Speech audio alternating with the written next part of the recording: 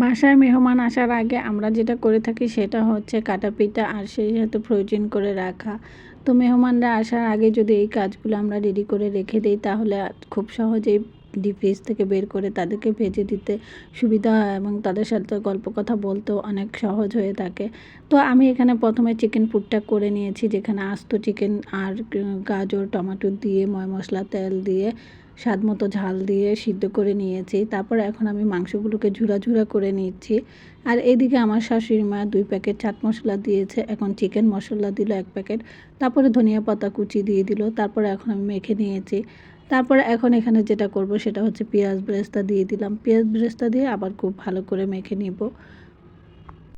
পেঁয়াজ বেরেস্তার পরিমাণটা খুব একটু বেশি দেওয়া হয়েছে যাতে খেতে অনেক বেশি টেস্ট হয়ে থাকে। তারপরে পেঁয়াজ বেরেস্তা দিয়ে মেখে নেওয়ার পরে এখন আমি শেষে মেয়োনিজ দিয়ে দিলাম। মেয়োনিজ দেওয়ার পরে এখন মেখে নিব। মেয়োনিজটা দিলে একটু জুসি ভাব হয় আর খেতে খুব একটু স্বাদ হয়ে থাকে। তো মেয়োনিজ দিয়ে খুব ভালো করে মেখে নিচ্ছি। মেখে নেওয়া হয়ে গিয়েছে। এখন আমার চিকেন পুরটা রেডি করা হয়ে গেল। তারপর আমি এখন যেটা করব সেটা হচ্ছে একটি বলে আমি 1 কেজি ময়দা নিয়ে নিলাম। তারপরে এখানে পরিমাণ মতো সয়াবিন তেল দিয়ে দিলাম। তারপরে আমার আরও কিছু ময়দা লাগবে, তো এখানে 2 কাপ ময়দা দিয়ে দিলাম। তারপরে এখন আমি তেল আর ময়দাকে খুব ভালোভাবে মেখে নিব। তেল আর ময়দা দিয়ে খুব ভালোভাবে মেখে নেওয়া হয়ে গিয়েছে। এখন এখানে আমি যেটা করব সেটা হচ্ছে গরম পানি দিতে হবে এই ময়দার মধ্যে। তো গরম পানি করে দেওয়া হয়ে গেল। তারপরে এই গরম পানিটা খুব বেশি গরম, সেজন্য চামচ দিয়ে নেড়ে চেড়ে একটু ঠান্ডা হয়ে আসলে ডোটা করে নিব। তো আমার শাশুড়ি চামচ দিয়ে নেড়ে চেড়ে দিচ্ছে। তারপরে আমি এদিকে ডোটা করে নিলাম। তারপরে এখন 10 মিনিট রেস্টে রেখে দিব। তো বেশ কিছু পিঠা আমার বানানো হয়ে গিয়েছে, ট্রেতে রাখা আছে।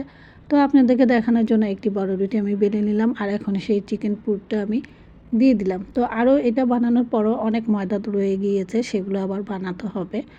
তো তারপরে এই যে চেপে চেপে দিচ্ছি, চেপে চেপে দেওয়ার পরে আমি কাঁটা দিয়ে কেটে নেব।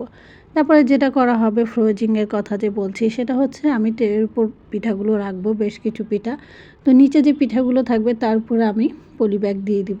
এভাবে পাটে পাটে পলি ব্যাগ দিয়ে আমি পিঠাগুলোকে ফ্রোজিং করে ডিপে রেখে দিব। তারপর এই যে ট্রেতে রেখে দিলাম।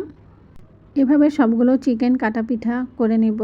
বাসায় মেহমান আসার আগে চিকেন কাটা পিঠা ফ্রোজিং আপনাদের সাথে শেয়ার করে দেখিয়ে দিলাম।